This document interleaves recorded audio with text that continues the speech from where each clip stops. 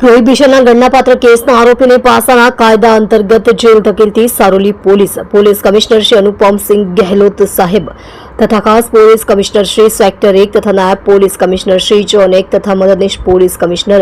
Shri B division Surat શહેરનાઓએ પ્રોહિબિશનનો ગુનો કરવાની ટેવવાળા ઇસમોને ગુનો કરતા અટકાઈ અને ગુના ઉપર અંકુશ રહે તે સારું પ્રોહિબિશનના ગુનામાં પકડાયેલ ઇસમો વિરુદ્ધ પાસા દરખાસ્ત કરવા સૂચના કરેલ હોય જે સૂચના અને માર્ગદર્શનના આધારે પોલીસ ઇન્સ્પેક્ટર શ્રી એસ.આર. વેકરિયા તથા સર્વેલન્સ સ્ટાફના પોલીસ સબ ઇન્સ્પેક્ટર એસ.આર. રાણા તથા હેડ કોન્સ્ટેબલ ભાવેશભાઈ વાઘજીભાઈ તથા પોલીસ કોન્સ્ટેબલ પરેશભાઈ નાથાભાઈ નાઓને આવા ઇસમો વિરુદ્ધ પાસા દરખાસ્ત તૈયાર કરી મહેરબાન પોલીસ કમિશનર સાહેબ શ્રી સુરત શહેરના તરફ મોકલી આપવા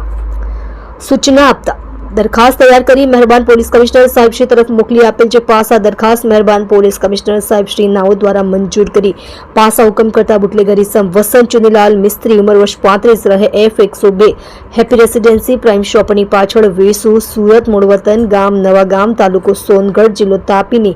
પાસા હુકમની બજાવણી કરી મધ્યસ્થ જેલ રાજકોટ ખાતે મોકલી આપી પ્રશંસનીય કામગીરી કરેલ છે.